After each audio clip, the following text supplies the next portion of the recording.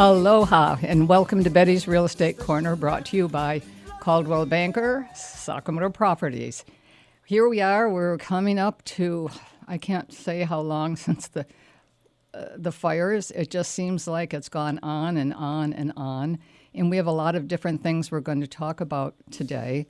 I want to thank Danny Couch because he's allowed us to use his lead in there, and it says what we say and we talk about all the time. I love Hawaii.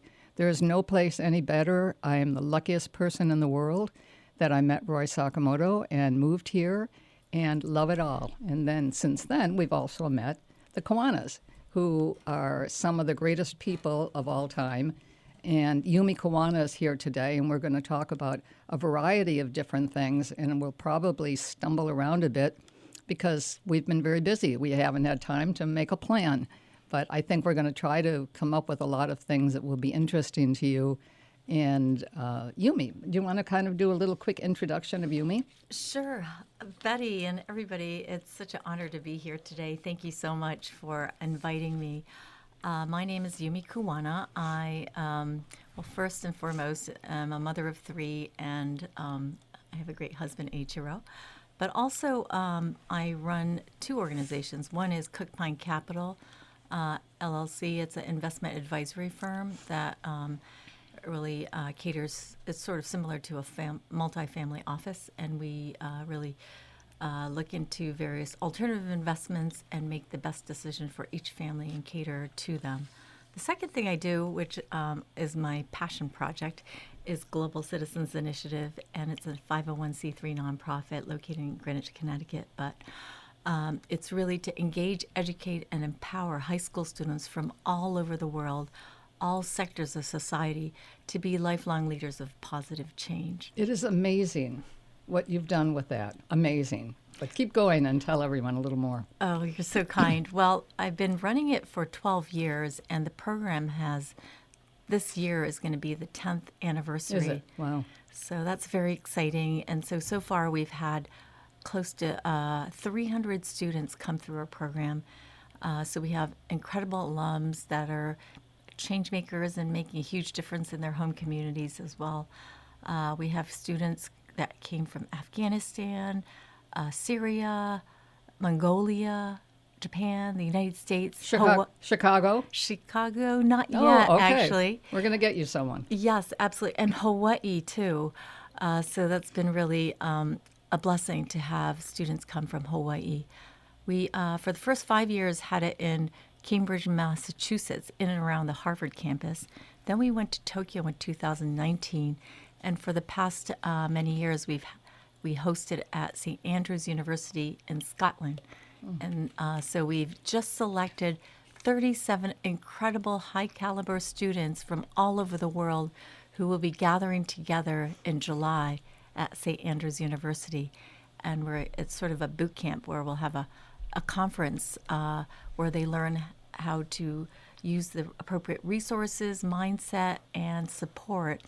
Each student gets a one-on-one mentor to help them with their projects, and they will focus on a service project in their home community that can help make a difference in their local society. That is a lot to just say of one thing, but that's amazing, that it works that way. And it does, we at one point were trying to get a student from Hawaii, but it really was a difficult task because we started a little bit late, and we will try again at some point. And I think that we'll try to get some sponsors because it's an expensive thing for each person. So if anybody hears this and would like to be involved in helping us with that, maybe you could help us with funding, and I'll talk to the rest of our board because we just haven't gone any further with it. But I would love to see a student from Hawaii, from Maui. I would like to see the student from Lahainaluna. And that's what we had tried to do at one point. And we didn't have a lot of time. It was a difficult period. And now it's obviously been more difficult. But I think it is something that would be really great. Before we keep going, I've got a kind of something that was handed to me as a press release. And I'm on the Lahainaluna High School Foundation Board. And Art Filazar, who is involved with the board. and getting set for David Malo Day 2024. But it is a really great thing. It's going to be held again on Borders Field, and it'll be on April 13th, 2024. It's going to celebrate the legacy of the first honored graduate, David Malo, who was noted as an educator and historian. It's going to be really a lot of fun. Sunset event will feature a dinner at 5 p.m., followed by entertainment, and 6 p.m. and song and dances of the islands. The dancing will be fabulous. The Borders chorus will be involved. It's really going to be spectacular.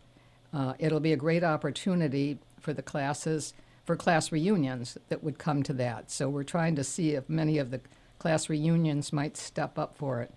But the dinner can be reserved, by checking. I'm just trying to think. You could call Palakiko at 808-276-3267, or that's probably going to be the easiest way. So let's do that for right now. And then I know the radio station here, KAOI, is going to, have this set up as a, that it'll be said a few times, the information on it. So it is something that that'll really matter for the Lahainaluna High School Foundation and a celebration of David Malo Day 2024. Oh, that's wonderful. That's good. Congratulations, yes. But now we also had some stuff that you and I wanted to talk about. What we're a little hard to come up with the right thing, but we're going to call it Goodness and Aloha Spirit on Maui, and what it will take and different things that are going on that I think are really, really important.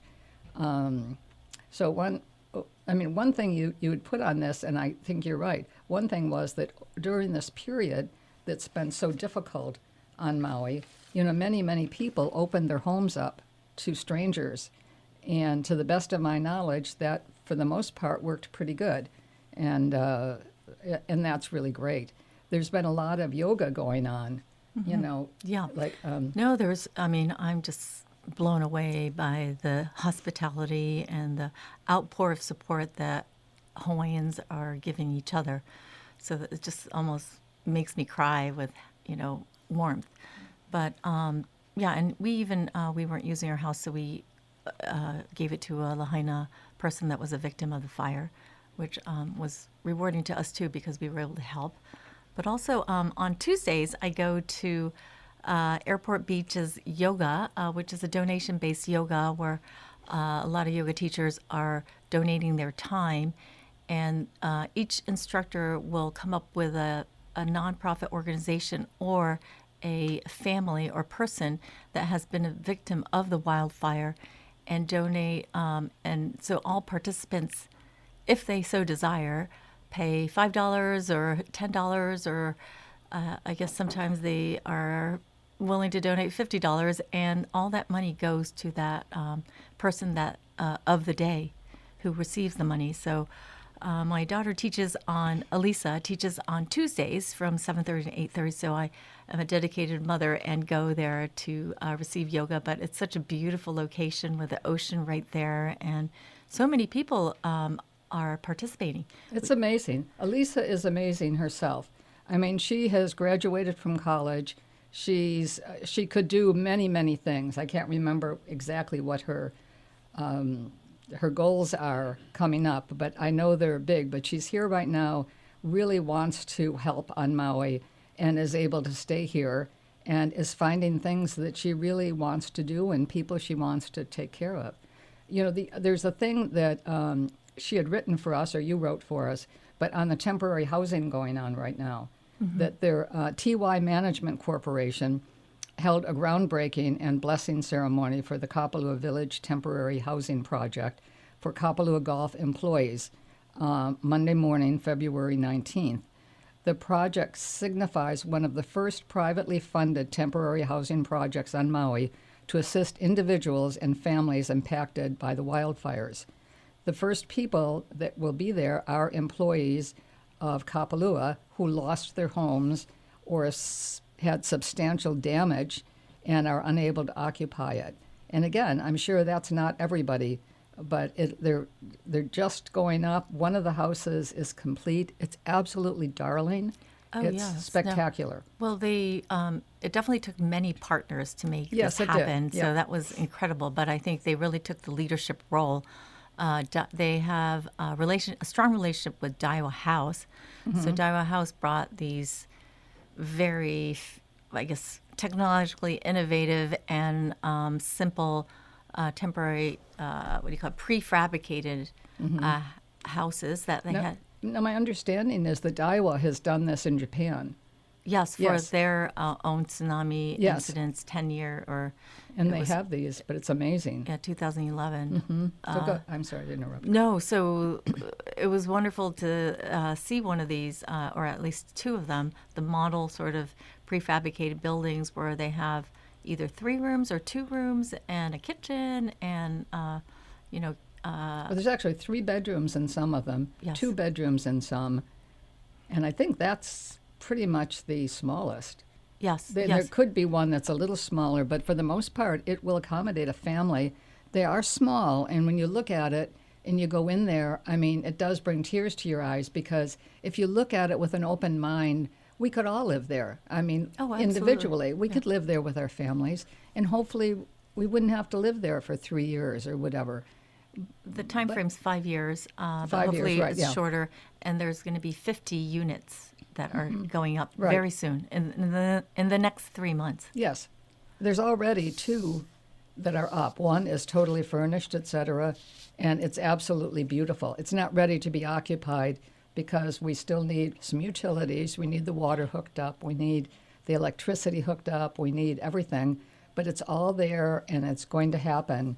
And again, it was done, TY Management has done a lot for Kapalua and the island, I believe.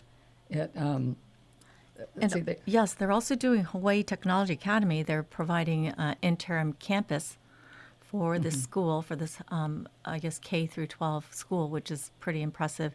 It's the old Pineapple Grill. That's now a campus, which is great too. Yeah, it's small and it's going to work though. I mean, you can see already people are excited about being there. It's easy to get there. There's enough parking. It's pretty spectacular as far as I'm concerned, and that's going to help a lot of people. There's, I mean, so many things that are going on right now. Scholarships to Maui Prep. You know, after serving as an evacuation shelter and distribution hub in the days immediately after the wildfire, as you know, it ravaged Lahaina. It was a nightmare for everybody. Maui Prep expanded its enrollment by 40% to welcome 140 students. The call to keep Lahaina students in Lahaina resonated with many. Absolutely, that's just amazing. It's it's- part of the Aloha spirit, I think. I think so too. I mean, there is such an amazing spirit here to begin with that. Absolutely. And actually, I've volunteered for the Hua Momona Farm and Foundation as well, which is also in Kapalua. But they provide meals. We were creating an assembly line, but they grow a lot of organic vegetables. And they now have a whole team plus volunteers. So if you ever feel like volunteering for creating food or picking vegetables, definitely sign up. They have a whole website. How would you get to the website? It's called huamomonafarms.com. And Let's spell that out once. HUAMOMONA farms.com. Farms plural? Yes. Okay, perfect. Well, that will give you a lot of information on how to be involved in one way or another with everything that's going on there.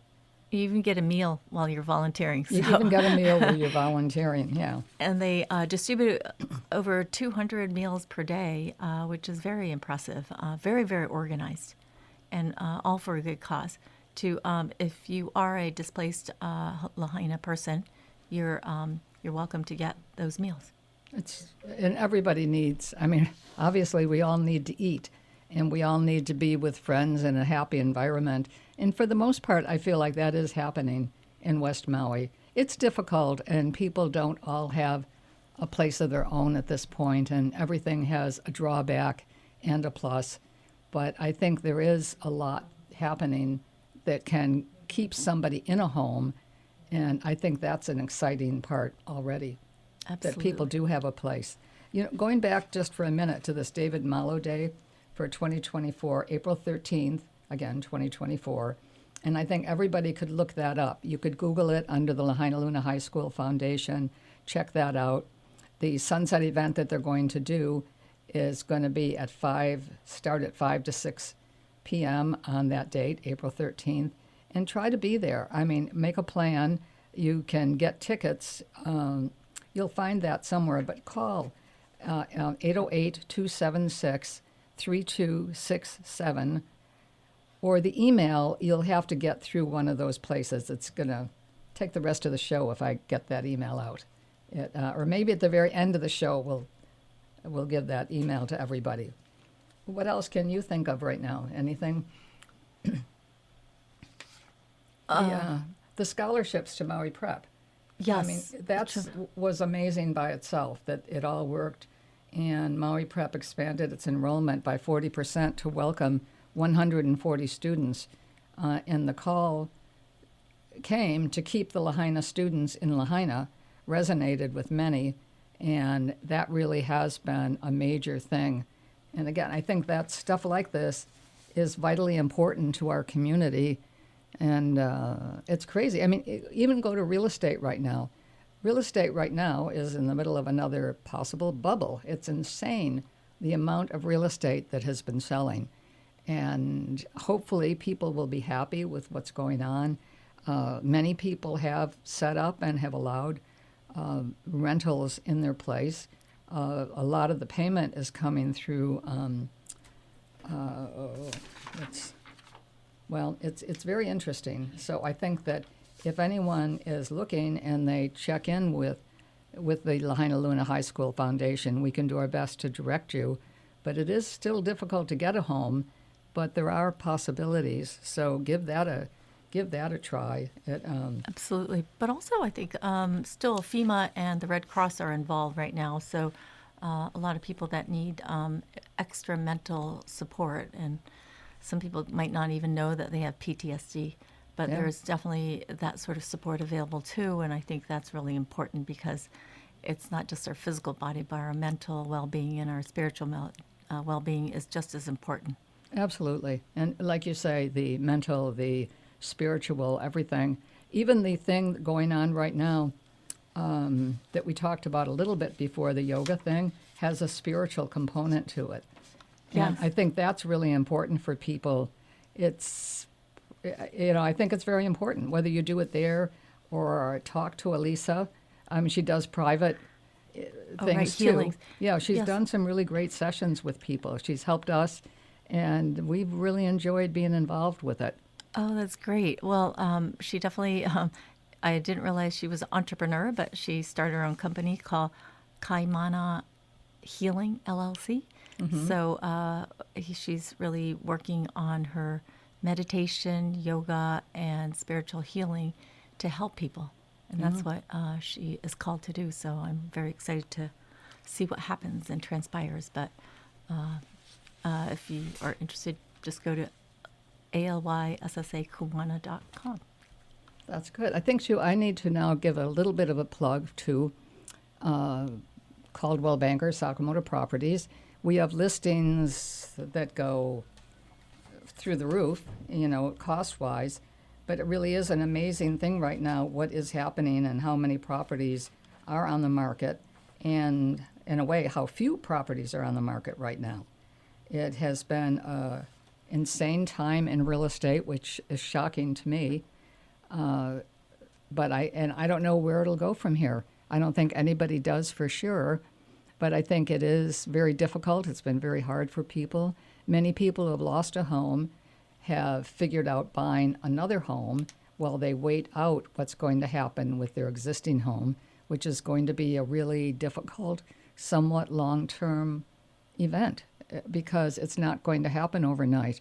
And the properties need to be cleaned, and it's huge. Everything that's going on right now, huge. Oh, absolutely. No. And there are some people that are actually paying mortgages on their house that burnt down. Yes. So they have to continue to pay their mortgage while they're renting another property. So I think that's really a big challenge. Well, you need it, and sadly, I mean, maybe a thing that everybody should think about in the future is being sure that you have enough insurance. And sadly, for all of us right now, insurance has gone up substantially. But the idea would be that theoretically, you want to have enough insurance that you could continue to live and rebuild. I think right now what's going on, it's not going to be about just rebuilding, because properties need to be cleared and cleaned, and it's huge, you know. So and then many people didn't have insurance on their buildings because they felt like the building had no value, which is theoretically true in many cases, but you need something. And I don't know, I think it's something that we should all be, especially as realtors, looking into, because there's a lot of land and places like this on Maui. Lahaina would be the leader in it because it's the best of the best of the best. But it's also just home, you know, to a lot of people. And just home, you need to find ways to protect your home. And I would talk to insurance people right now. Any of us should be thinking about, if our house burned down, can we get it back together within a reasonable period of time? Are they going to pay for rent for us so that we can live someplace else while we're building? There's huge questions that we should all be talking to insurance people, maybe attorneys, et cetera, so that we're comfortable. That sounds smart. Yeah. That's really wisdom. Do you have any other questions? I mean, you had some great thoughts, and I probably talk a little too much, but I think we're talking the idea of goodness on Maui and stuff that we can all do to help people. Yes. Maybe sometimes just asking someone how they're doing, ask exactly how they're doing.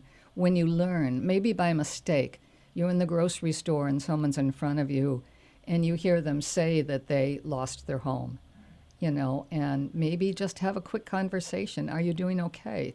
What's happening? And offer prayers, because I think sometimes that's the only thing that we can do is pray for someone. Absolutely. But I do think that works. Well, it is called the healing island and the spiritual island. So I think this whole Hawaiian way of living is really very much cherished, as well as seen all over our community. It is, and you know, you wrote down a little while ago when we were when we still had a half hour to talk, you had written down goodness and aloha spirit in and on Maui. And that's a huge statement by itself. And people are, I think mostly people here are kind, and they have a lot of goodness to give. And then if we all just keep remembering what aloha spirit is and how much it matters to all of us, it's amazing. And people do it every day. You know, somebody will do some little kind thing for you. Now, I'm getting older. She's still pretty young. But I see it every day where somebody will offer to do something for me. And I've got to remember to not be huffy and say, you know, I'm fine, I can get it myself. I think always remember to accept kindness from someone. Accept goodness. Accept. Acceptance is a really great thing. Now, we're hitting the 1 minute warning. Well, I think also it's all about gratitude, isn't it? It is so all about no matter gratitude. what you have, to be grateful, because that in itself is really good energy, and it brings new gratitude, I think. It does. And I think if you give with give kindness, gratitude, it comes back tenfold. Exactly. Yes. And we're back with Danny Couch. I love Hawaii. Love Hawaii.